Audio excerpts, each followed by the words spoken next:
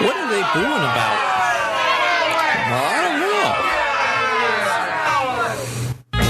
Well, welcome to the Mindful Cranks, where using your mind is not necessarily a bad thing, and where being cranky can actually be mindful. Let's crank it up.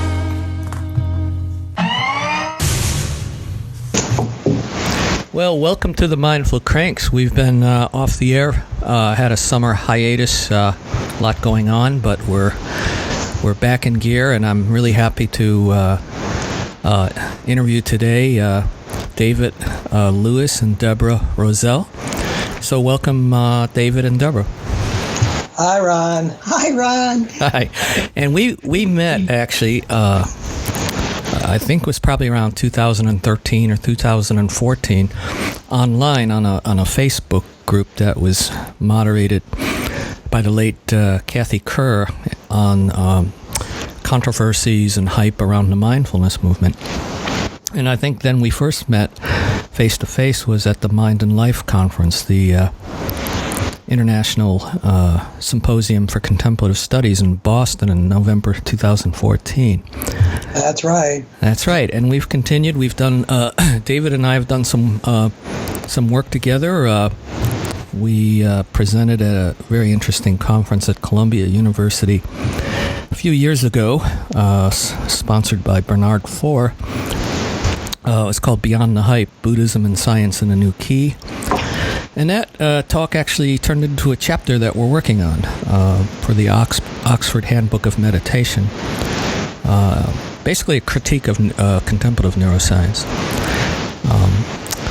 And both David and Deborah have contributed a seminal article in our Handbook of Mindfulness. And the title is Mindfulness-Based Interventions, Clinical Psychology, Buddha Dharma, or Both, a Wisdom Perspective. And we'll be getting into that in a little while. But why don't we start out by talk a little bit about your backgrounds, your academic backgrounds, your professional backgrounds, and how you kind of discovered Buddhism and that sort of thing. So whoever wants to start. So I think I'll start. So I'm a clinical psychologist with postdoctoral training in psychological trauma treatment. I've been in practice 35 plus years. I'm currently in private practice, but over the last 15, 20 years here in the Boston area, I've been involved in different kinds of institutions providing trauma training and treatment, including the Trauma Center at the Justice Resource Institute and the Institute for Meditation and Psychotherapy. With the Trauma Center, that's led by an internationally famous trauma expert, Bessel van der Kolk. So it's that community of providers that are my colleagues and the environment in which I practice clinically. Prior to that, and in fact, predating my psychology training is my activities as a Buddhist practitioner. Both David and I have been very active in the Gelugpa order of Tibetan Buddhist practice under the tutelage of Gelek Rimpoche, whose program is based in Ann Arbor, Michigan, but has several centers in the U.S. and elsewhere in the world. Mm-hmm. And you have a center? You both have a center, don't you? Pardon? You both have a center that you run. Well, we'll get to that. Okay. We'll get to that. That's the trauma angle. I should mention our teacher who died now, 2 years ago, year and a half? Year and a half, yeah. Gelek Rimpoche was one of the last to be trained very intensively in the Tibetan tradition in Tibet, largely in Tibet. He was quite a remarkable Lama. Anyway, that's a little bit tangential, but he's encouraged us to try and bring our knowledge of Dharma and Deborah's knowledge of psychology, clinical psychology, together for the benefit of people. And I'm just going to plug Deborah. She's done that marvelously well. She's helped a lot of people with her trauma therapy. She's one of the go-to people in the Boston area for trauma. Anyway. And trauma's sorry, go ahead. And what about Deborah's worked at the Garrison Institute? You want to say a little bit about that, Deborah? Yes, I had mentioned two organizations. A third one is Garrison Institute, which is mostly a venue for spiritual-related gatherings, but it's also on the map for sponsoring some of its own programs. And in its first decade, one of their main areas of interest was trauma. And they actually approached me to be a senior fellow to develop their initiative in various ways. One was to sponsor a forum on contemplative practice and trauma. The other was to assess and build their wellness program, which was designed for domestic violence workers in the New York City metropolitan area. So that happened for a few years. And it was really in that environment that I started to get a clearer picture about this interesting counterpoint called the mindfulness movement, and what I had been trained as a Buddhist practitioner to be doing in my own development, spiritual development. It was an interesting convergence in that environment. In fact, in the wellness program, the program was run by a number of people, including Sharon Salzberg as the meditation teacher, but it had also included other MBSR-trained clinicians to run aspects of this wellness training. So it was in that context, serving a traumatized population of human service professionals, that it became clear to me, slowly but surely, that there were some rather difficult engagements coming from these 3 points of view: trauma, Buddha Dharma, and the mindfulness movement as we understand it in the MBSR framework of John Kabat-Zinn's concepts, and how that's been fully integrated into the secular mindfulness world. Right, and didn't your work kind of lead to a book, an edited book on Yes. trauma and contemplative practice? Yes, I mentioned the forum that I had helped coordinate as a senior fellow at Garrison over a period of years after the forum in, what was that, 2014? The book came out in 2015. Right. Took several years. Yeah, so the book was as books do. a compendium of chapters on mindfulness-based work, as it turned out, coupled with some other interesting contributions, including the chapter that David and I did, where we looked at a secular model of trauma therapy called eye movement desensitization and reprocessing, but from the perspective of Buddhist practice, and came upon in that work an interesting new way to compare and contrast Buddha Dharma and so-called mindfulness in the trauma therapy environment. Yeah, could I interject something here? Yeah. It's kind of an interesting historical development. When Deborah was at Garrison, which was the 2008-2010 time frame, mindfulness was one of a dozen or more modalities that they were considering. Mindfulness in the MBSR, MBCT mold.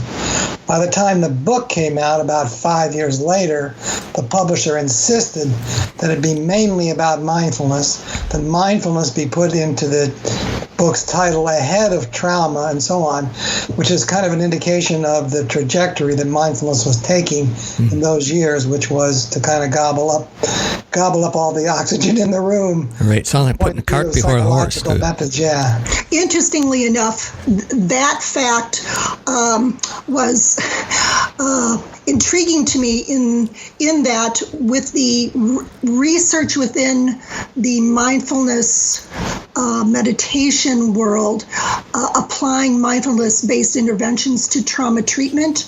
The findings thus far did not show much improvement in mitigating the symptoms of post-traumatic stress disorder, other than to reduce avoidance.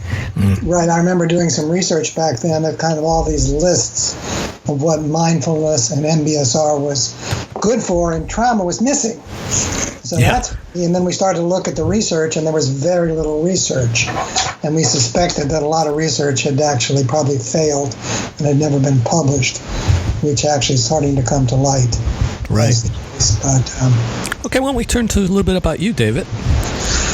A little bit of an odd background. Yeah. Professionally, I was a computer scientist and mathematician. I'm now retired from that career. I taught college level, university and college level for many years. I was a programmer, I was a manager, and so on. And then when I retired from all that, back in, coming on 10 years now, I was looking around for something to do. And I thought, well, I'll do some more math. And then I was helping Deborah edit some of her stuff for Garrison, including this chapter that she was starting to work on for the book. And it kind of intrigued me, and I started doing a little more than editing. I started saying, well, Deborah, have you thought of this or that or the other? Or that's very intriguing. You know, these two things fit together. Did you think of that? And after a while, she looked at me and said, David, I think you're more than an editor here. I think you need to be a co-author. Well, that's what I said to you, too. And not only that, we were discovering that there was some new ways of thinking that were unfolding in this conversation. It wasn't just simple questioning for articulating my ideas. There was actually some new ideas that were starting to be generated. And in fact, were the beginnings of what we now refer to as our analogical model. Right. So, which is an interesting thing. It's a bit of a detour here from mindfulness, but I think it's worthwhile because it's sort of the foundation of our thinking about how mindfulness and clinical psychology fit together, which is a source of endless confusion in the public marketplace of ideas. Endless confusion. We'll get to that. Yeah, we'll get to that for sure. So, do you want to do it? Why don't you start, David? Okay, the basic idea was this. As we were working with trauma and what's called eye movement desensitization and reprocessing, which is EMDR. EMDR is a secular therapy, but we started to notice some similarities between EMDR and the way Buddha Dharma works, the way Buddha's practice works. And the similarities were both in the theory and in the practice of therapy. And what we ultimately developed, without going into great detail, was the idea that the two realms were both very different realms. Buddha Dharma, you're attempting to relieve the suffering of yourself and others in the Mahayana, particularly at the highest levels, at the deepest levels. And traumatic suffering is kind of, in some ways, a more mundane, although very painful kind of affliction. A very pronounced affliction. Right. But there was a lot of similarity between the two, despite the vastly different kind of scope of the two areas. And so we developed what we call an analogy, an analogical model between them. That is, they're similar in this way, that way, and the other way, even though they address very different realms. Yeah, functional analogy model. Yeah, called it functional analogy, and we both looked long and hard in the literature, and there were. I'm going to lose my voice here. My voice is a little. Let me hang on. Let me see. We looked around the literature, and there were hints of it here and there, but nobody had ever quite formulated in that sense. So that was what we wrote the chapter on, and the analogy, if I can. It revolves around the idea that when you're traumatized, you actually acquire a self, a traumatized self, a traumatic self, a whole new identity that's layered on top of your existing kind of everyday mundane identity. And that everyday mundane identity That self, of course, is what Buddha Dharma addresses.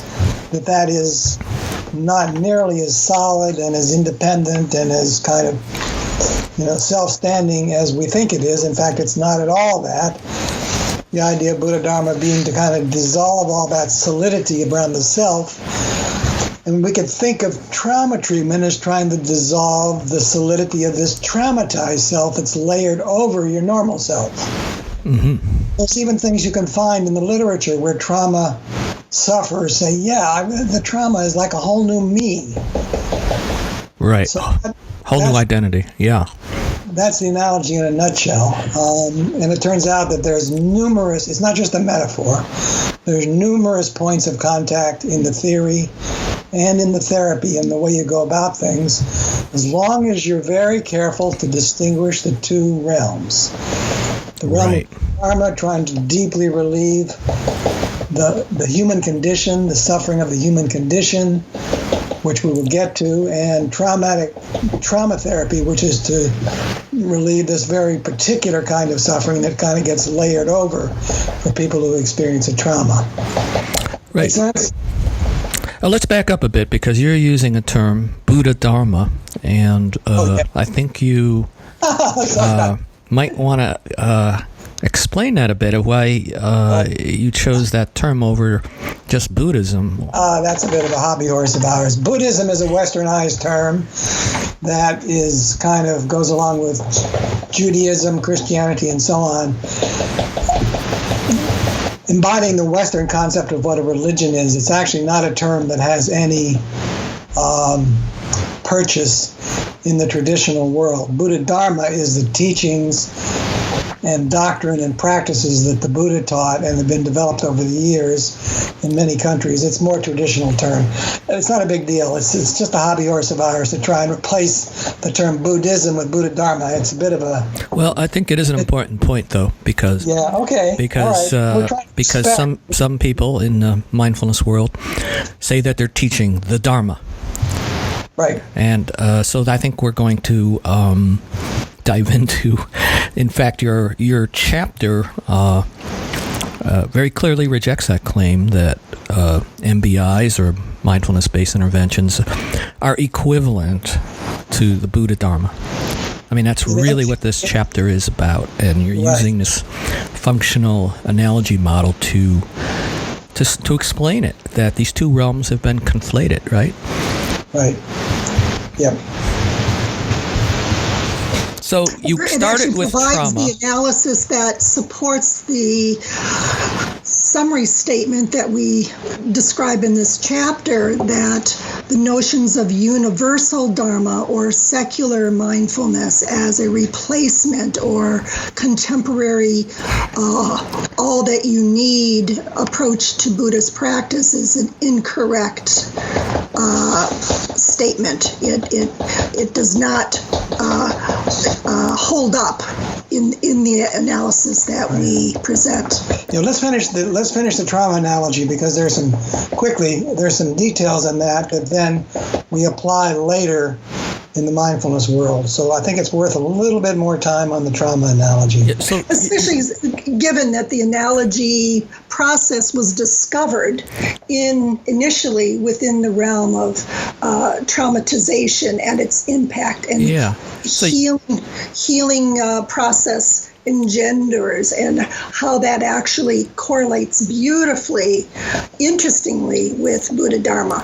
Right, so you started with trauma, and then that eventually led into using that same analogical way of thinking to look at MBIs, Yes, and of course, again, with David and I having studied Buddhist practice for many years in traditional environments, served as a base as well.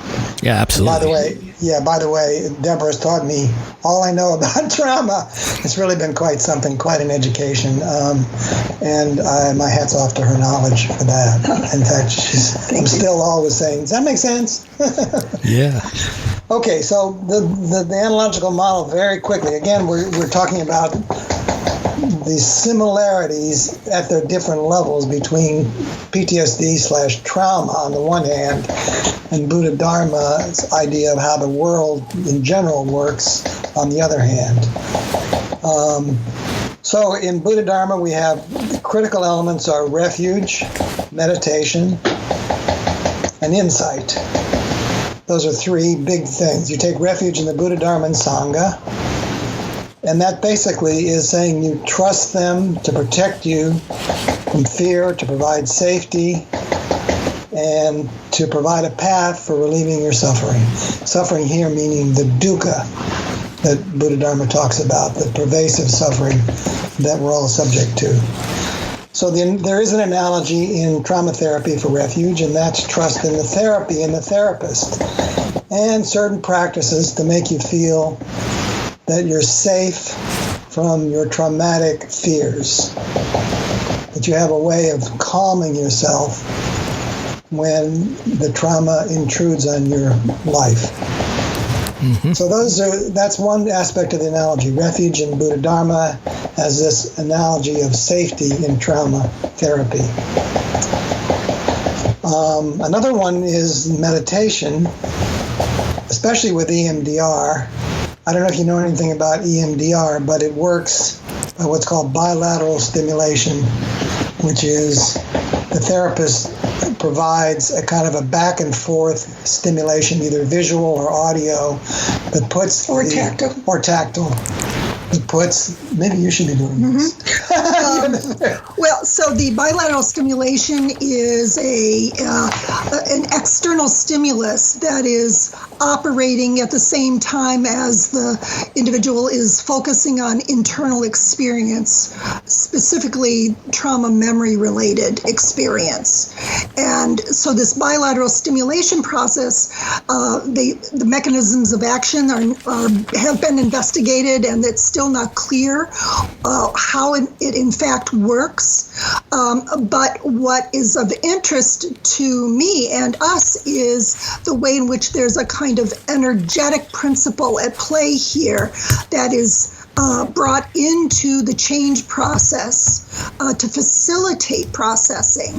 So too with what we think about in terms of breath meditation, for instance, or a variety of ways to facilitate calm abiding in Buddhist meditation practice.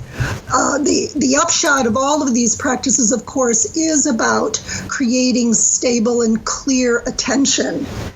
And so interestingly, through the analogy, we can look at EMDR and note perhaps a similar phenomenon happening at a different ontological level, whereby the bilateral stimulations similarly functioning for the benefit of the change process intended for trauma recovery. Yeah, there's a lot of stories in the literature about how people undergoing EMDR, in fact, Bessel van der Kolk has one of his own, people undergoing this process suddenly find their memories are clarified, enhanced, much sharper, much more things that they couldn't remember before about their trauma, and the things linked to it, now they can remember it.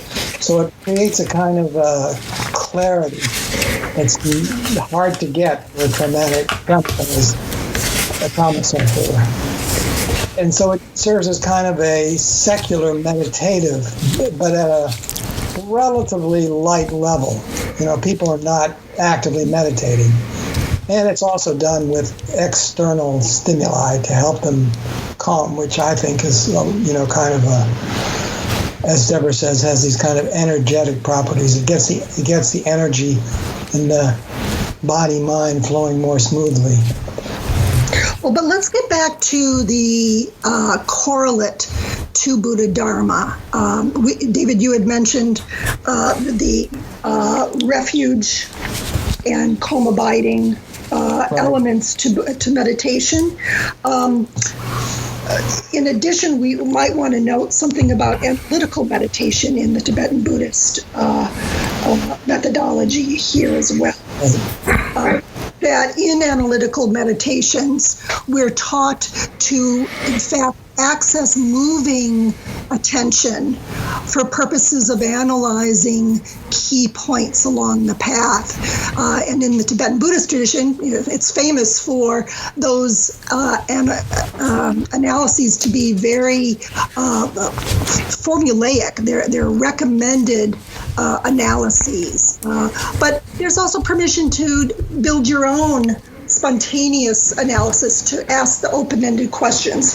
For instance, who am I? Or what is suffering? Or in the case of compassion practice, why would it be helpful for me to be caring for others above myself? Right. Or what happens at death? What is death? Right. How will it affect things, and what should be my attitude? Analytical meditation. This is something you don't hear about very much in the Theravada tradition or in the mindfulness tradition, although it's there in the Theravada tradition. It's not widely recognized. So the question is there an analogy for that in trauma therapy? And in fact, there is. The premier approach to trauma processing, that is processing traumatic memory material, relies on this concept of exposure.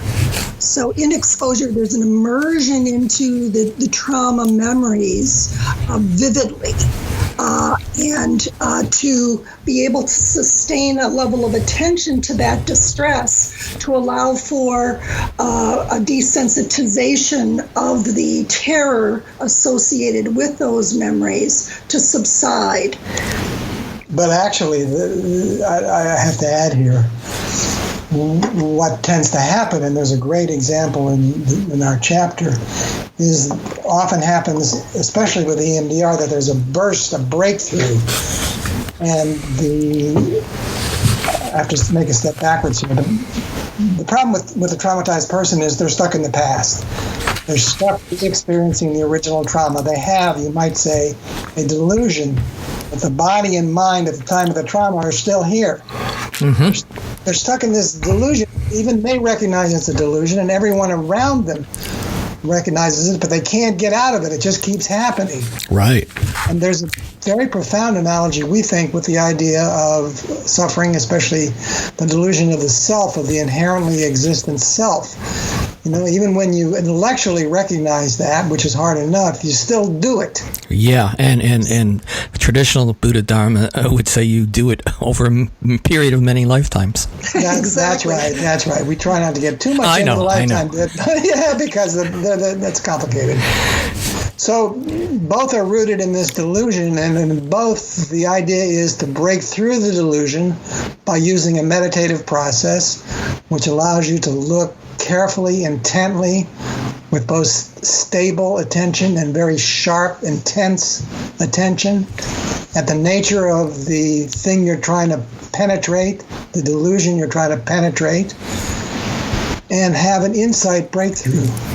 And it's interesting because this often does happen in trauma therapy. Somebody will be at one moment, it's very moving sometimes, one moment stuck in this delusion that the trauma is still there, still threatening, and then bang, in this process is saying, oh my gosh, it's gone. They break through. Yeah. As we're talking about this, I'm reminded, Ron, of the current context of what's happening in today's political arena with Dr. Ford and the ways in which her subjective experience of traumatization is playing out on the larger field of political warfare, and what this kind of phenomenon of subjective experience and healing from it suggests in terms of the power of the suffering, but also the potential for healing. Anyway, I think we can more or less finish up with the trauma simply by saying the analogy between these two kinds of suffering, the traumatic suffering and the kind of pervasive suffering that Buddha Dharma talks about, is that it's based on a cognitive delusion, a misunderstanding of the nature of your experience, and healing it is an insight process. It's seeing what's going on and breaking through it to the reality beneath it.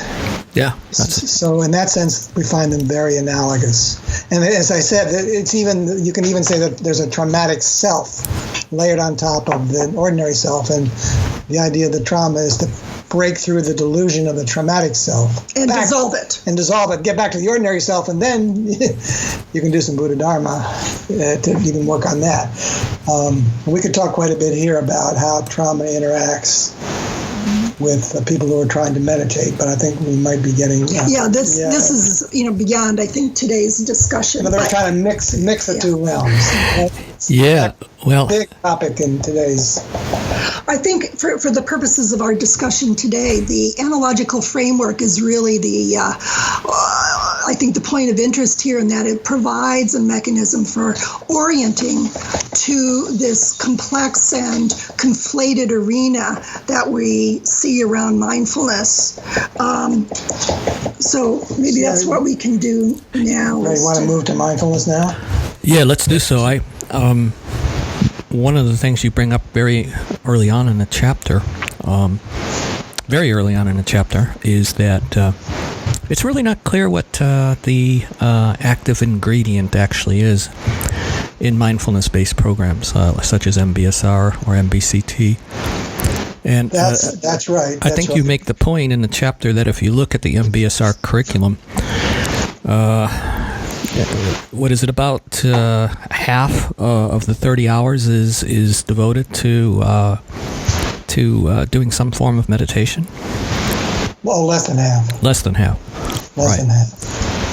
Yeah, I think we have to credit Eleanor Roche, the prominent cognitive scientist, for pointing this out, but we went a little deeper than she did a lot of research on MBSR materials. And in fact, MBSR is not a meditation program. Meditation, what we would call meditation, what a Buddhist would call meditation, is actually limited in two ways. One, there's less of it. It's really maybe a third or a quarter of the time is spent on that. Right. Other way it's limited is it's not integrated with the rest of the material. Well, what is the rest of the material? Yeah, there's psychoeducation, right? Exactly. Yeah. There's hatha yoga. Well, they call it mindful stretching. Mindful movement, yeah. Mindful movement. There's all kinds of other stuff. Kind of every open-ended discussions about group discussions, about everyday kind of coping strategies. There's some neuroeducation in there based on the idea that neuroscience has something to say about this, which is highly questionable. In other words, there's a whole lot of very modern psycho-ed material in there. And nobody has ever really clearly demonstrated that it's the meditation that's doing the job in MBSR's documented improvements. And then you compound the problem with just the vagueness of the term mindfulness. Yeah, and that's a bit of a story. That may be too long of a story, but... Well, I'll tell it quickly. Okay. So... as mindfulness began to hit, we were writing this book chapter, and the publisher was saying, you got to do mindfulness. What's mindfulness? Okay, I find it's time to find out what mindfulness really means. We know what it means in Buddha Dharma. It's got a very clear definition.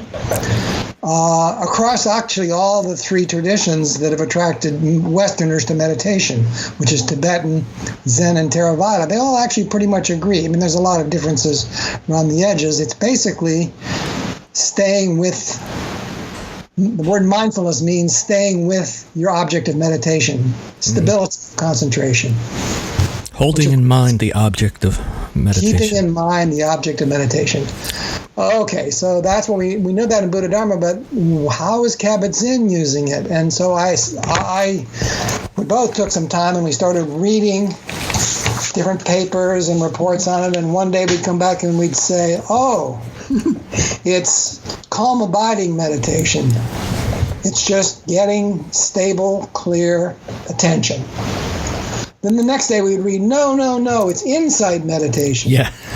It's actually working with your stable, clear attention to analyze various situations, various ideas, various thoughts, the self, and so on.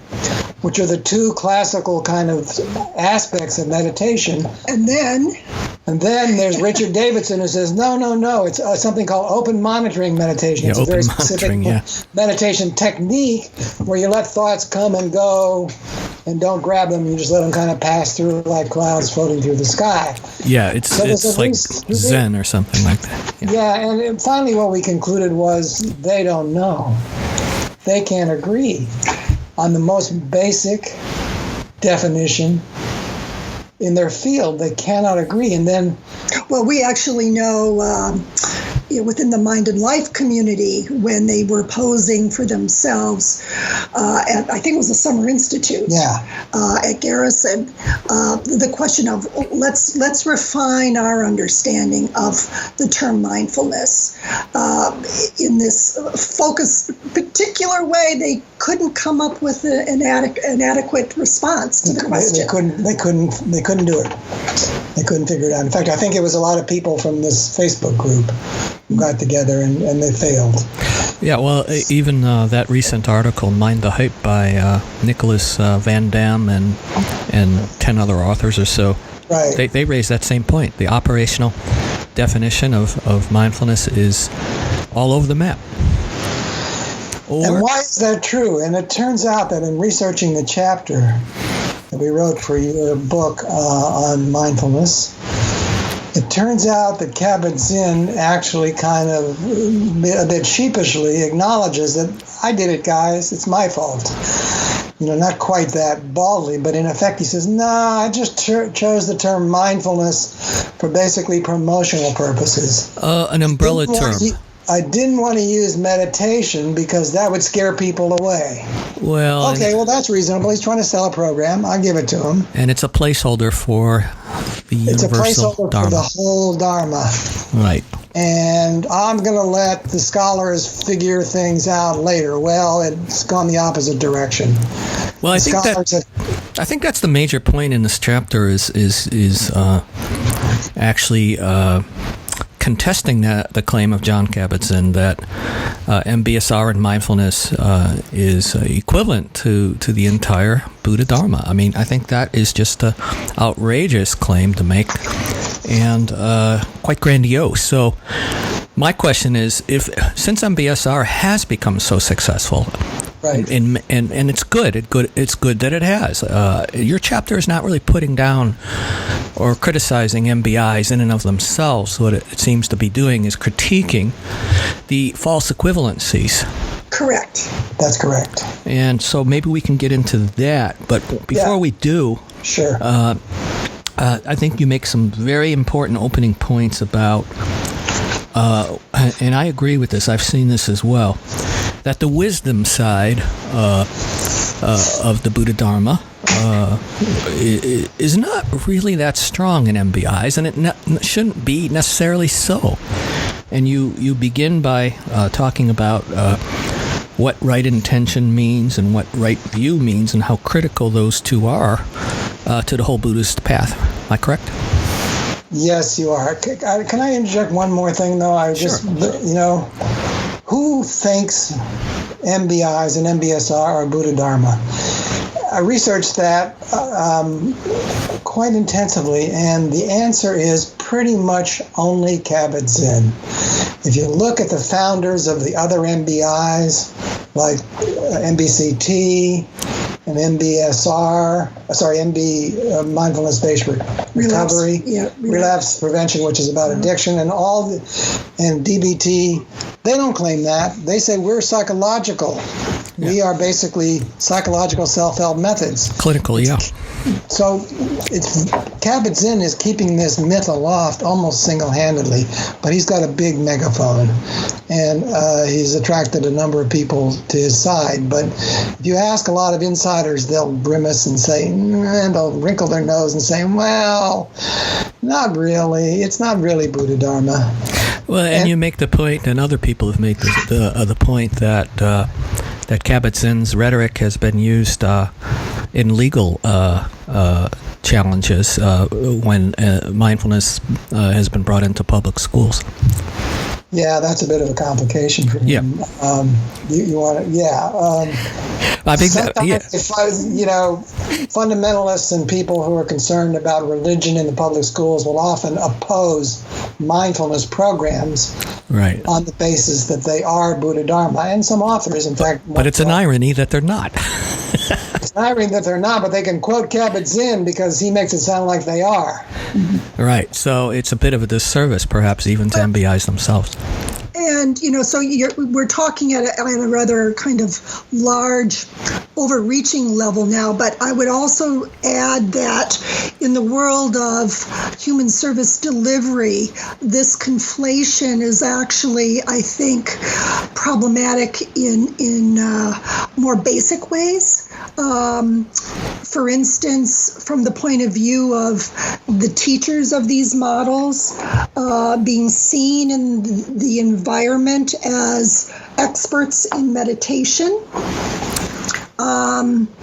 having more skill, more development than perhaps is possible within these short-term training programs. Mm-hmm. And then in terms of the recipients of these services, if there's some sense that this is tapping a kind of universal dharma, it could actually prevent further curiosity and interest and pursuit of more traditional Buddha Dharma. That's a really good point, because if MBSR is advertised as a one-stop shop for the Buddha Dharma, then why look any further? And but at the same time, it's often pronounced as being a gateway drug to the Buddha Dharma. And there's actually, I think there's some truth to that, but nobody's tried to measure how much. Mm-hmm. How many people started with MBSR and then said, well, I need to get to the real thing. Let me look further. I've personally heard very few anecdotes, but I'm sure it happens.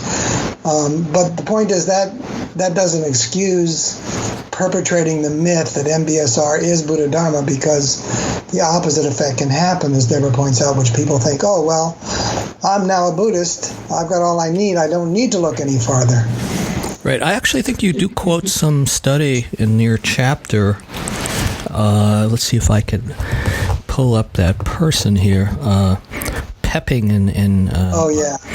And you do allude to the fact that Pepping's study showed a very low percentage of people who actually then moved on. And that's okay, because hardcore Buddha Dharma is a very demanding thing. It's not really. It's a monastic religion originally, and that's obviously not going to cut it in today's world. But it's still for the people who, for one reason or another, are destined to really work at their deepest levels of suffering in some way or other. Most people are not willing to turn their lives inside out to that extent, and that's kind of okay.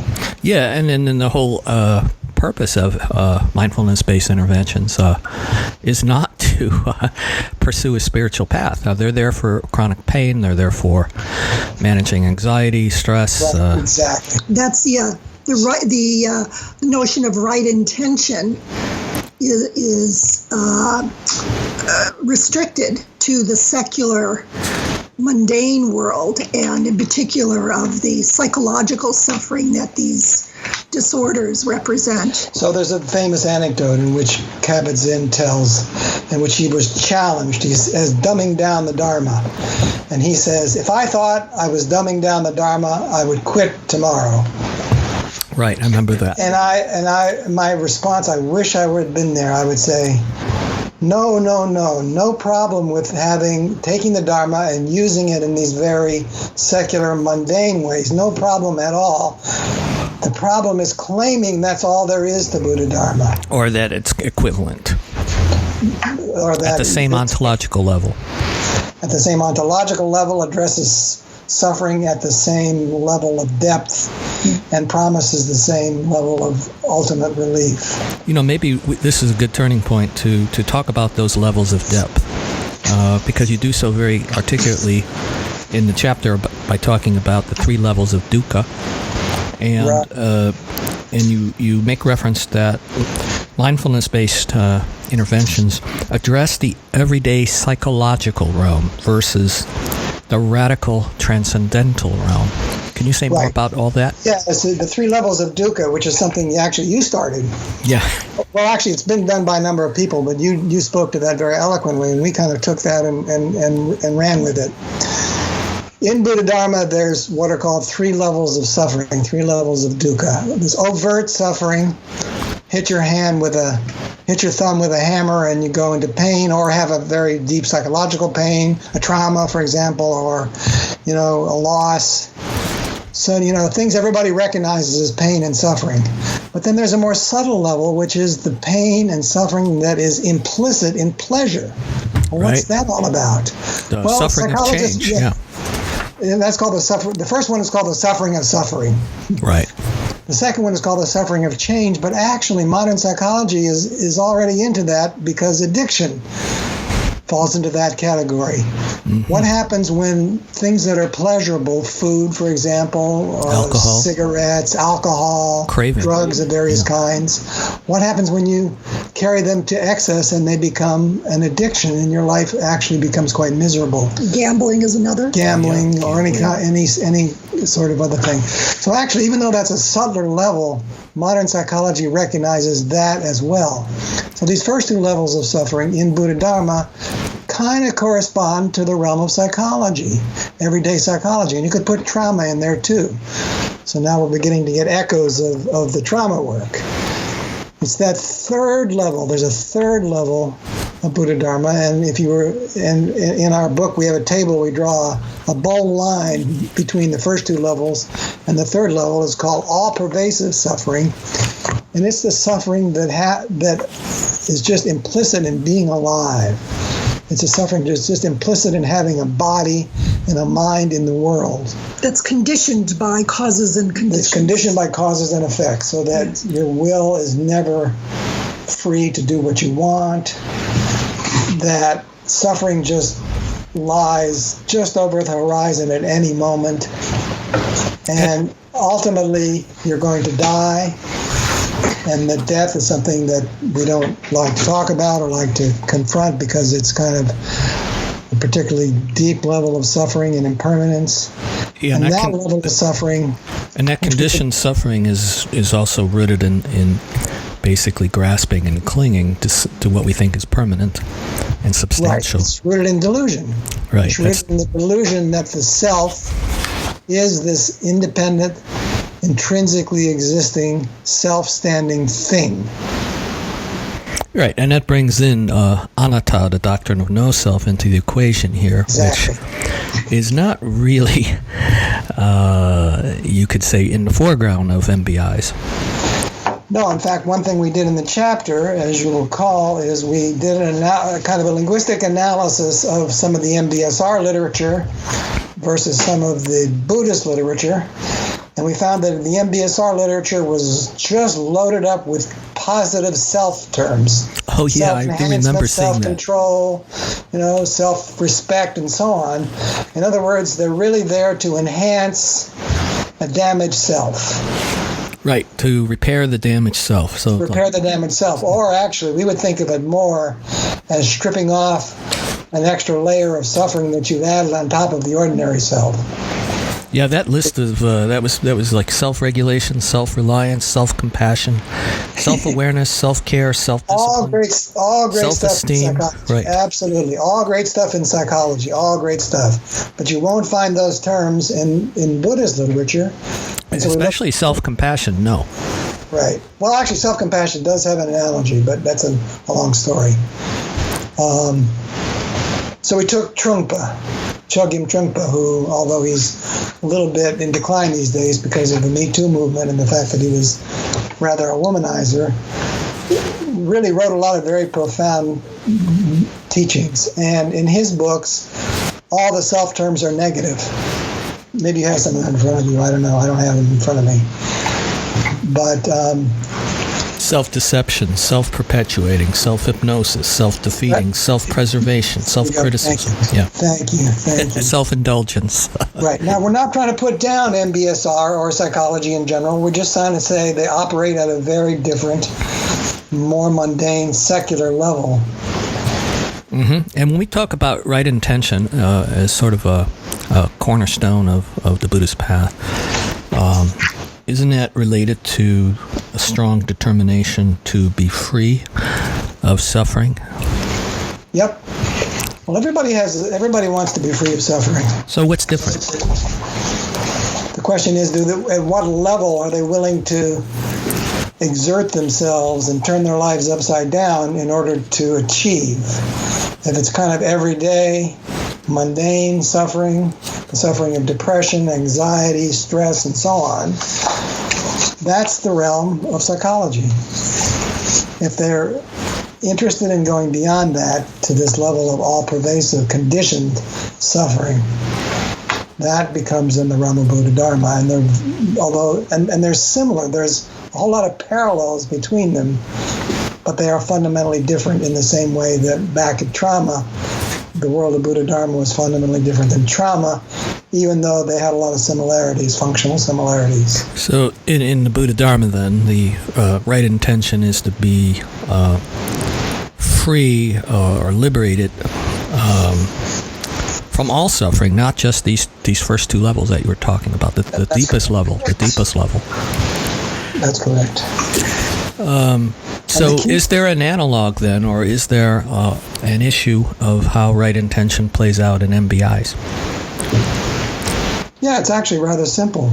If you do MBCT because you've had depression and you're trying to prevent a relapse, your intention is to prevent a relapse of depression. It's to be free from depression. So it's aligned with the programmatic goals of that particular intervention.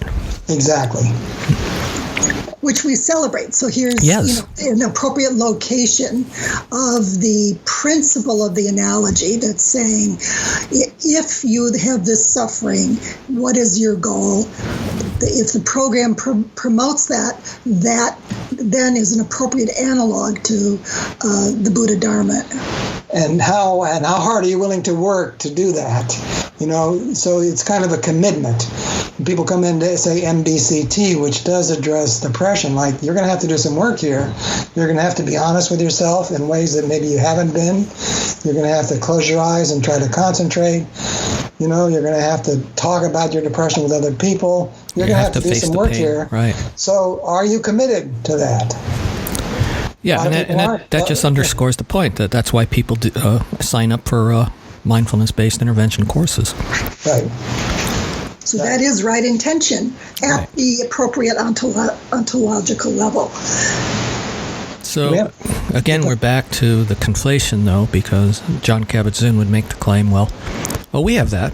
We have that in MBIs. It's the motivation, and as long as you have your personal vision around that, then whether it be health or... Right. Then you're fine. You're doing Buddha Dharma. Right. As if to say any intention and action to relieve any level of suffering is Buddha Dharma.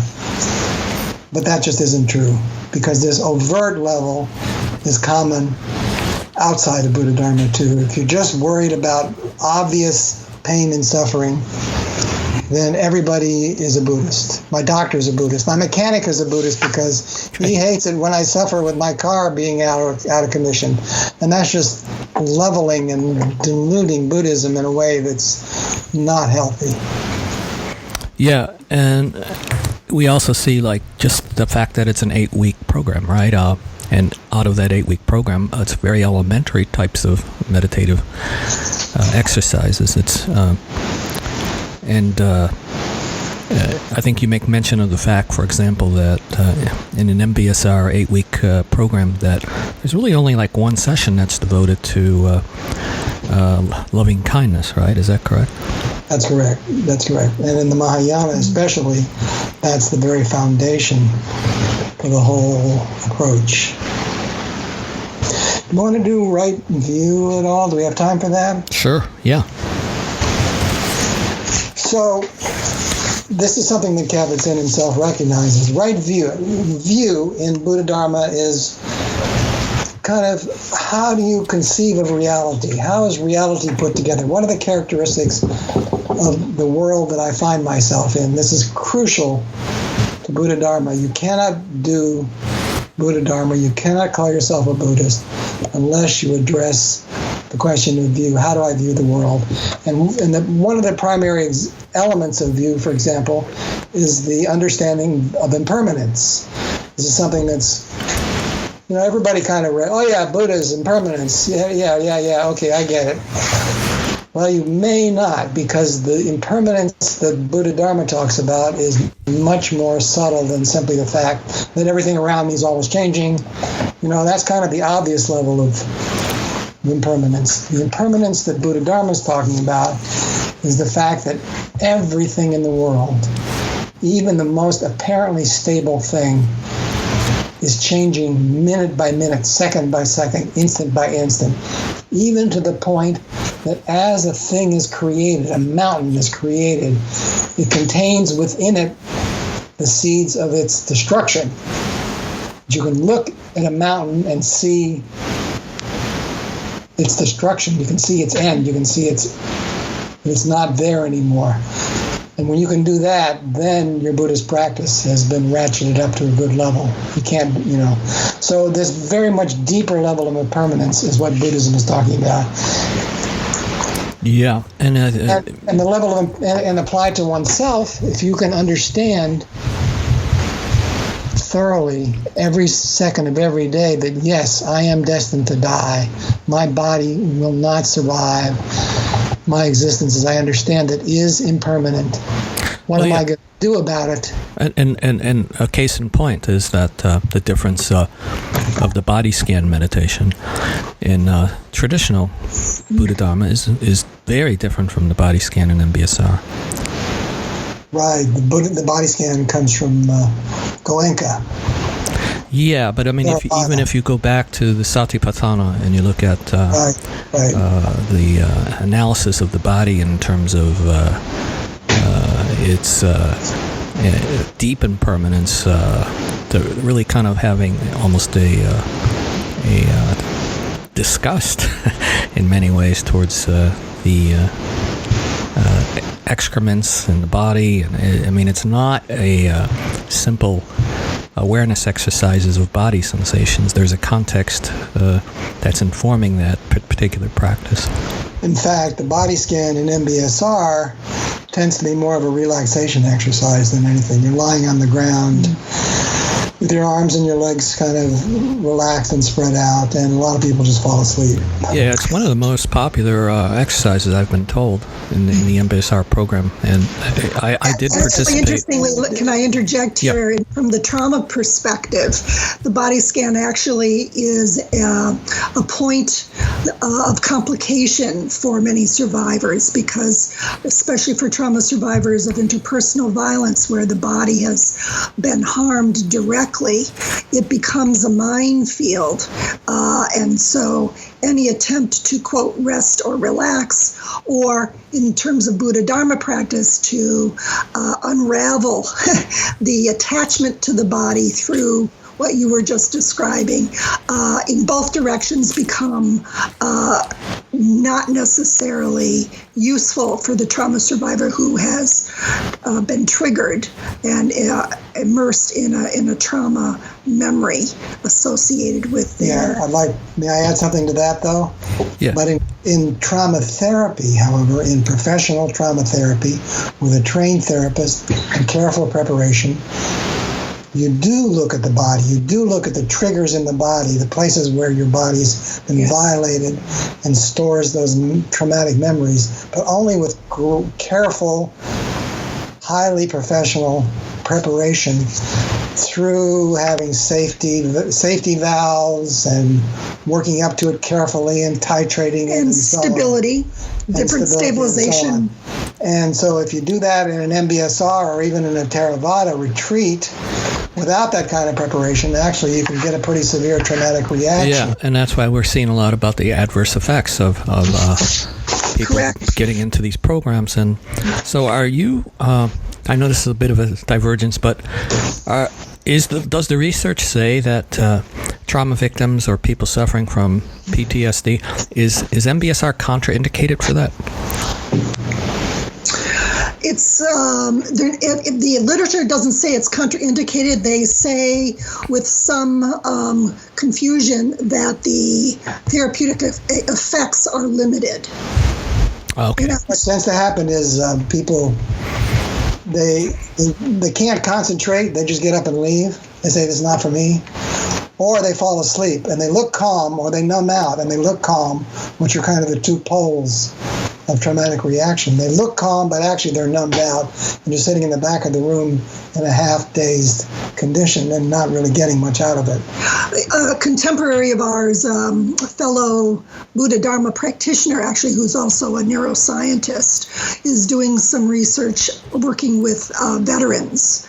And in his MBCT modified findings, what he's shared publicly, written about it, is that the symptomatology that's impacted by these brief models reduce avoidance reactivity, but the intrusions that feed the hyperarousal and hypoarousal symptoms remain essentially unremitted. They remain intact. And so the question has been, what additional methodology programming would, in a group model, support improved stats on the intrusive symptoms? Yeah, it's worth mentioning, by the way, that the intrusive symptoms are reliving the trauma. In other words, experiencing the delusion that trauma essentially is, that the trauma is still present and happening. Mindfulness-based methods, MBSR, MBCT, do not touch that. It's too deeply embedded. They mainly address the kind of easier to get at symptoms, such as, I don't even want to go out in the street. I just want to stay home and avoid life. So they give you the courage to go out and engage a little bit, but they don't address your fundamental traumatic delusion, which is interesting from a Buddha Dharma standpoint, because that's exactly where Buddha Dharma attacks. Yeah, let's get back to right view. And before we jump back into that, I really have to read this quote that you have in the chapter by Bhikkhu Bodhi. Okay, it's sure. really a stunning quote. He says, right view is the forerunner of the entire path. He means the Buddhist path, the guide for all the other factors. It enables us to understand our starting point, our destination, and the successive landmarks to pass as practice advances. In its fullest measure, right view involves a correct understanding of the entire Dharma or teaching of the Buddha. Yep. And so when we look at the analog, how does that play out? Well, Kabat-Zinn actually addresses this in a very widely read article, or he tries to address it. He says, I don't know if he uses the term right view, but he does, in effect, address it. He says, we've got all that in MBSR. We've got impermanence. Impermanence is a crucial aspect of right view. We've got impermanence, but all he's talking about is the kind of the obvious change of everything that's going on around you. Your mind is flitting around, the weather's changing, cars are going up and down the street, kind of the truism level of impermanence. And he doesn't at all get to the deeper level of impermanence, which is to say, A, death, and B, everything, even the most apparently stable thing, is changing and heading toward destruction at every moment. So he almost proves the opposite case. He says this is not Buddha Dharma, although he's not trying to. He says we got impermanence, but actually the level of impermanence he has is the ordinary, everyday psychological level of impermanence. Actually, I want to add this to this discussion about the nature of the misapprehensions at the level of psychological everyday suffering. The delusion. It's the delusion, right? That in the case of everyday, it's about my pain, I own that pain, or reifying it as the pain is real.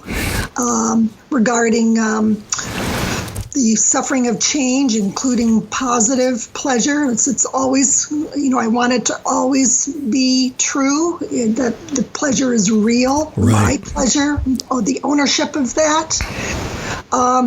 And none of that applies to the more transcendent or radical levels of impermanence, which the misapprehension associated of dukkha would be, the identification with the body and mind. That this is me, the I, a total affinity with and comfort with that as true, and the permanence of that.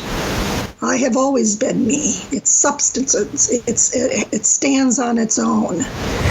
Right. So this right view is absent in the in these secular models. I wouldn't say it's absent, Deborah.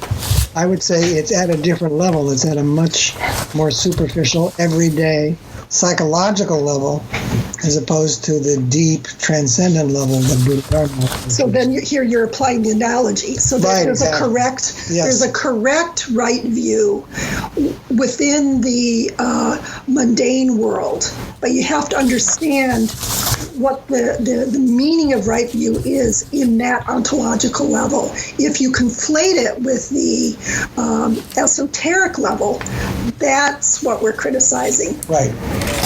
Right, and I think you're bringing up one of the key things in MBIs and MBSR when you mentioned the identification, the reification of. So if you're practicing MBSR, you may come to an insight, I am not my thoughts. I am not my thoughts. And it's kind of a distancing or a decentering is the way they put it. Right. That's right, which is a really important capacity, right? An insight. Right. But I think your criticism, if I could kind of rephrase it, would be, okay, that's a great psychological breakthrough to come to that insight. But then it's almost as if I am now the one who's having the insight that I am not my thoughts. The paradox of practice is sometimes called. You make some progress in your meditation. I did that. Wow, look at me. It's fantastic. Well, not just that, but I also think that it goes to the third level of delusion, which is not being addressed. Now, the psychological self has an insight, but it's not eradicating the sense of identification with a very primal sense of self. And those more everyday mundane levels, there's nothing wrong with them. Nothing wrong with them. No. It's important. It's important to reduce everyday suffering, and it's also important as a gateway to the deeper levels. But if you don't address the deeper levels, if you just say they don't exist, then you're cutting off this amazing ancient tradition and philosophy and set of practices, which has the potential to address human suffering at the deepest levels. Yeah, and you put it very well in the chapter. You both put it very well in the chapter that it's almost like simultaneously, I'm not quite quoting it, I remember it, deflating Buddha Dharma while at the same time inflating the claims of mindfulness-based interventions. Right. Yeah. So if we go to the idea, could we talk a little bit about the present moment? Sure. And the idea of the operational definition of MBSR. What do you make of that? Well, how the present is. We're by no means the first, and you pointed out in a very eloquent article, and lots of other people have, that this emphasis on the present moment in MBSR is only a sliver of what Buddha Dharma is about. Buddha Dharma is about the past and the future. It's about experience altogether. And, in that sense. And in another sense, there is no moment other than the present moment, so what's the big deal? Yeah, and you quote Bhikkhu Bodhi, or at least you're drawing from him again, because he clarifies that the meaning of the present in Buddhist mindfulness is more about making the object vividly present to awareness than remaining focused on the temporal present. Right. And I think that is huge. It's a huge difference. Yeah. Yeah, I think that's right. And you address this quite a bit in your work. But the present moment is good. If you're depressed and you're just ruminating about this thing that happened or traumatized and ruminating about this thing that happened in the past, there's some relief to be gotten from like, no, I don't want to worry about that. I don't want to worry about tomorrow. I just want to worry about sitting here, relaxing, feeling better today. Right. So there's value in it. It's just as far as it goes.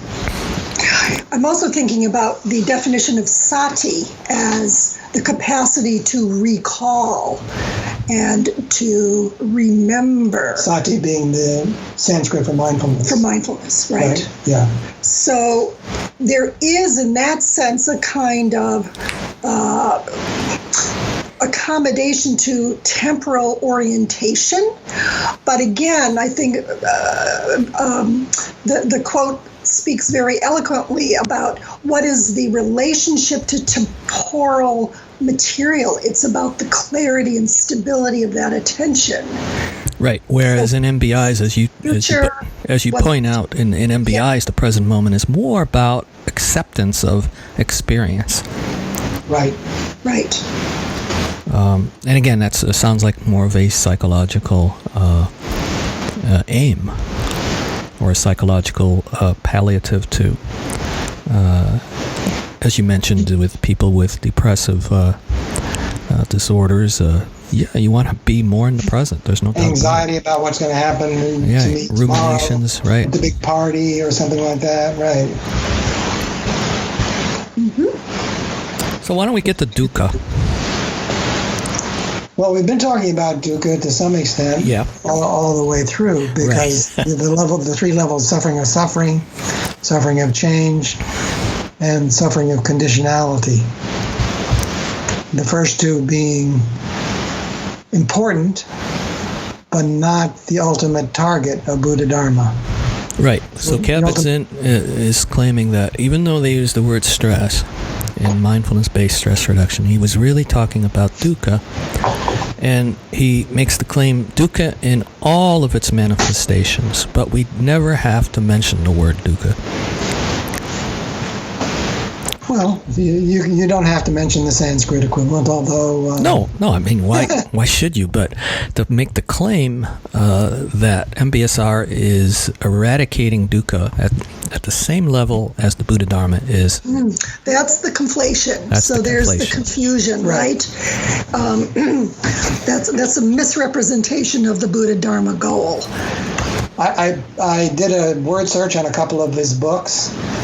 The word death does not appear, or die, or anything like that, which makes a lot of sense for a psychological level. I mean, most people get very anxious, especially if they're young and not, as far as they know, facing death. Unless you're doing existential psychotherapy, right? Then you might bring up death. Then you might. But existential psychotherapy, there's a case to be made that you're edging into the Buddha Dharma levels.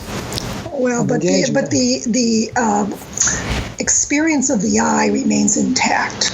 If it's a psychological engagement, it's still a psychological treatment with an existential flair. So it starts to inch towards the border into transcendental phenomenology. Right. But if there's no technique or practice that addresses no self or the notions of impermanence at this level, even existential psychology as a model would not be considered a Buddha Dharma practice. Yeah, and I find it really interesting that you both did some good research by looking at the actual manuals or the curriculum guides to like MBCT and MBSR. Is that correct? Yes, we did. And then when you looked at those, there's really no mention of these kinds of Buddhist 3 marks of existence, or 3 marks of existence. That's right. Well, again, Kabat-Zinn claims they're hidden in there. They're in there implicitly. But when he when he works out exactly what they are, they turn out to be the superficial levels at each of these: the superficial level of impermanence, the superficial level of no self, the superficial level of suffering, and the superficial level of the very idea of freedom or liberation. It's freedom from stress as opposed to freedom from suffering in general.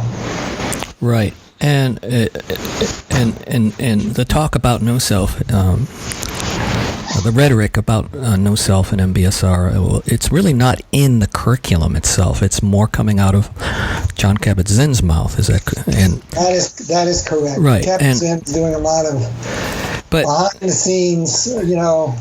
Well, actually, it's not behind the scenes. He's very public. Very public. So he's very public about going out in the world and saying, MBSR really is universal Dharma. It's Buddha Dharma for the modern world. But if you take an MBSR class, you won't hear that at all. Right. And I think you pointed this out. A number of other observers have pointed out. There's kind of a truth in advertising issue here. My own opinion is that, my guess, it's speculation, of course. I don't want to make it into a fact, but Kabat-Zinn's promotion of MBSR as a Buddha Dharma creates a kind of a placebo effect. When people come to MBSR, it's almost impossible that they have not heard that it's Buddhism. Everybody's heard it now. He's got a big platform. He's been on television. He's been in Time Magazine. Everywhere. So when they get there, Oprah. Even though the instructors are absolutely told, don't mention Buddhism because it'll scare people away, the people for whom that's a positive and think, I'm getting the real thing here, will help induce a kind of a placebo effect. Well, this must be working because it's Buddhism. And I think one of the concerns that you express, and I share the same concerns, is he makes the idea of no self, that as it's practiced and understood in the Buddha Dharma, as pretty easy and routine thing you just do in 8 weeks. Right. Ain't doing it in 8 weeks in Buddha Dharma. It's a lifetime's task. And Eleanor Roche, who you mentioned earlier, who was a cognitive psychologist at UC Berkeley. Her study was very interesting. She participated in 3 different MBSR courses, so it was ethnographic. And she said there's absolutely no questioning of the self in MBSR. Right. Not at the level of that you would see with, like, if you were doing analytical meditation or even Zen koans or Vedanta. It's their use of the word inquiry is not the same as you would find in, let's say, the Gelugpa tradition. And then, of course, Kabat-Zinn goes out and speaks publicly and writes articles that are widely read. He says, it's there. Just, it's implicit. We just don't talk about it, but it's actually there. And you bring up the point that the analog or the what is happening in MBIs or MBSR is this idea of disidentification. Right. Distancing, the idea of non-judgmental acceptance, the decentering, the idea of distancing oneself from one's emotions and thoughts and so on. But to make the stretch to say that you're now practicing at the depth of an adept who may be spending 80 years of their life, not 8 weeks, is somewhat ridiculous. As we're talking about this, the cultural phenomenon here of this conflation suggests that this radical transcendent level doesn't exist. Well, it doesn't apply. This was an artifact of historical, cultural context that can be shed, and it gets intermingled with references to deity practice or other esoteric, unique practices, supernatural kinds of issues, when in fact the fundamental philosophic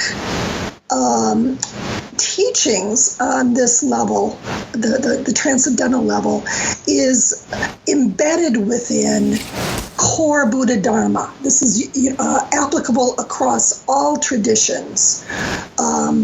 And so there's a kind of overlooking or intermingling of this being omitted along with all those other unnecessary cultural kinds of baggage, so to speak. I would go even farther. I would say the modern zeitgeist basically denies that it's possible to reach these levels of freedom. And yet, when you meet teachers who have reached that, they're profoundly affecting. So this is, it kind of plays into the modern zeitgeist. Does enlightenment exist? Actually, the Buddhists argue whether enlightenment exists too, and the nature of mind, the nature of reality, the nature of my experience, the nature of the world. The modern zeitgeist is that... Well, we don't even know what the mind is in Western psychology. That's right. We don't really know what the mind is. Right? I mean, we're talking about more about brain functions and right. I was going to be a little facetious and say, well, isn't it just brain function? Right. Except you can't even know what the brain is about without a mind. The brain is within mind. How could brain be mind? Long story, but... So, David, what are you working on next? Oh, I'm glad you asked, Ron. We've got some interesting and ambitious ideas. First, we want to do a little more on mindfulness, this analogical idea, and carry it through. The thing we did for your book was based on the wisdom side of Buddha Dharma. We also want to do a similar approach based on the meditation side, which is where most people's attention is focused. Yeah. But beyond that, Yeah, that makes sense. Yeah. Basically, it's the analogy there is what happens in psychology is not really meditation, but it's enhanced attention at a kind of an everyday level. Yes. And that is probably sufficient for most psychological purposes. In fact, the meditation that appears in MBSR and MBCT is probably unnecessary for achieving the therapeutic effects of those programs. Yeah, I heard someone told me recently that there was a recent study on MBCT trying to extract the active ingredient, and actually the group discussions seem to have much more of a larger effect size on that. At least that's what I've heard. I have to actually that's right. There's a lot of evidence accumulating now that the meditation, which is kind of elementary Buddha Dharma level meditation, you're really working hard to concentrate, going into a kind of an absorbed state, is not really necessary to achieve the therapeutic effects. And in fact, a further piece of evidence for that is the fact that the meditation in MBIs is not integrated with the conceptual material. In other words, you meditate at the beginning of the session, then you do the conceptual material, then you meditate at the end of the session, you go home and do some more meditation. And all this is based on Kabat-Zinn's idea that all you need to do is meditate, and that right there is going to change your life. Yeah. But the evidence is accumulating that that's not really the case. It probably does help in the sense that it enhances your capacity to stay focused on an idea and to be a little absorbed. But the level of meditation that happens in MBIs is probably not part of the active ingredient. Yeah. So we want to kind of tease that out in what we call making this a non-linear approach. In other words, MBIs are not just the initial 8 weeks of becoming a Buddhist. They are a completely separate layer of their own that's analogous to Buddhism in a much broader way. Yeah. So, and what else? And what else are you? Well, We started with trauma, and we find this layering principle, this analogy principle, coming up all over the place in psychopathology, in depression, anxiety, stress, obsession, and so on, even to some extent in psychosis, and in particular the idea that psychopathology, mental illness, the common term for it, is really a case of what's called reification. Mm-hmm. That is solidifying your dysfunction until it becomes kind of a very real thing. So in psychosis, this is very clear. You can get actual delusions where you start to solidify your mistaken impressions of how your psyche works into actual people and things like that. Anyway, So we want to explore that in general in psychopathology. And another area that we've already looked into, which we did at a conference, which I think was your conference, in fact, is applied to the idea of human development, which sounds a little contradictory, a little paradoxical, but it turns out, and this is something that Shauna Shapiro actually suggested a few years back, but nobody's done anything with, and we didn't realize it, but we developed it on our own, is the idea that human development, that is a child's coming into their own, is actually a process in some ways that's analogous to psychotherapy. It's a little hard to explain in a minute or two, but there's some interesting approaches that we're going to look into there. So this idea of the analogy, the analogical layers of reality, turns out to be something that's very big. We've even run across a guy who's using it in interreligious theology, that is comparing one religion to another and one religion to kind of its subcategories. So it's a big idea. Mm-hmm. And it's ambitious, but we think there's some really interesting stuff there. And I hope you also work on that critique of contemplative neuroscience in terms of the technical limitations, as well as other issues that... as I suggested, you and I should probably do a session on that ourselves, as we've written a couple of things, and it's a hot area, and there's a lot of misconception out there. Yeah. Needs to be addressed. Well, we were thinking of trying to do a journal article on that. Yeah, and I think we should. Yeah. And another arena that's more unique to my work, when I first embarked on all this, it was really with Gelek Rimpoche's request that I bring my understanding of Buddha Dharma to my work in clinical psychology. So the next project I'm looking at, interestingly enough, is as a co-director of a Buddhist chaplaincy training program. And, in that work, it's about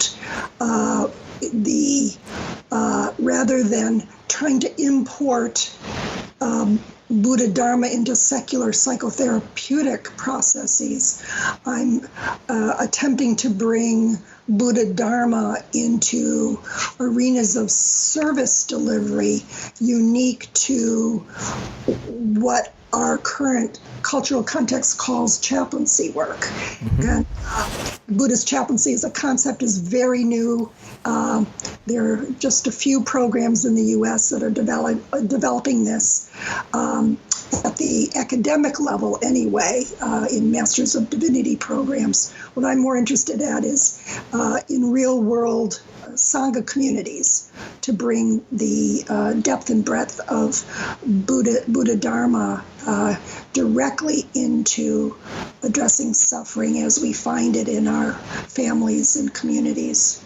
I think, and this is addressing a critique which is often lodged against traditional Buddha Dharma, which is that it's very inward looking. It's just all about, despite its emphasis on no self, it's still all about somehow or other enhancing the self by dissolving it, but it's a very, kind of internal matter. Right. Yeah. Yeah, look at taking seriously the Mahayana wish. Right, which Gelek Rimpoche was very, very insistent on, that we needed to do that, and that most Dharma centers and Dharma organizations and institutions pay not enough attention to that. Yeah, I agree with that. Especially as even not traditional, but even Western Buddhist centers, many of them are almost becoming psychologized in terms of the kind of programs. I know I have a couple friends that have attended some programs. I'm not saying all the programs. Yeah, and that's something good to say about Christianity for sure, that they're way ahead of Buddhists on that, at least in Western domains. And the very idea of chaplaincy is a fundamentally Christian notion. It's being adapted here. Well, and this model that we're talking about has actually caught the eye of a main instructor at the Harvard Divinity School that's been promoting Buddhist chaplaincy development approaches for the last several years. So, this is, in my view, one more place where the benefits of Buddha Dharma can perhaps find fertile ground in places where real suffering remains and is difficult to treat and attend to and care for. Yeah, I think probably we'll probably be seeing more types of teachings and programs for dying and transitioning through death as the baby boomers are. It's interesting. In Japan, I don't know if this is really true, but I've heard it said that what's the Japanese religion? Shinto. People are Shinto throughout their lives, but then as death approaches, they turn to the Buddhists for help. Well, for the funerals, yeah. The funerals. Okay, well, maybe we'll end on that note. Well, actually, I do want to emphasize we are not anti-mindfulness. Yes, I think it's very important to emphasize that point, that your chapter and what you're trying to do is in no way or shape or form trying to denigrate the psychological benefits of mindfulness-based interventions. Right. Correct. And you've addressed in a number of places how that's been misused in other areas, and that does concern us too. But we're fundamentally, in the psychological arena, it's a fundamentally positive development if these problems can be addressed. These problems of inflation and conflation and misconception can be addressed. Yep. Well, that's great, Ben. It's great having you both on Mindful Cranks. I really enjoyed it. Thanks for having us, Ron. Thanks for having We covered a lot of ground, and we could keep going on for another hour or two if we had the time, but we'll get you back on later on. Okay, great. Okay. Thank you. Thank you. Take care. Okay, bye. Bye-bye. We've been listening to the Mindful Cranks, episode 12, and we're back on the air after quite a long hiatus. We've heard today from Dr. Deborah Rozelle, who is a clinical psychologist who trains widely on psychological trauma and its relation to contemplative practice. She is co-director of the Jewel Heart Buddhist Chaplaincy program, co-editor of Mindfulness-Oriented Interventions for Trauma, Integrating Contemplative Practices, and she was Senior Fellow for the Initiative for Transforming Trauma at Garrison Institute. She's a long-time Buddhist practitioner under the tutelage of the late Gelek Rimpoche. Dr. David Lewis is a student and independent researcher of Western and Eastern philosophical and psychological traditions. He's a retired computer scientist, mathematician, software development manager, and served on the faculty of Brown University, Cornell University, and Ithaca College. He's also a longtime Buddhist practitioner under the late Gelek Rimpoche. Well, check us out on our webpage, mindfulcranks.com, iTunes, Twitter, Facebook, and we will be seeing you soon.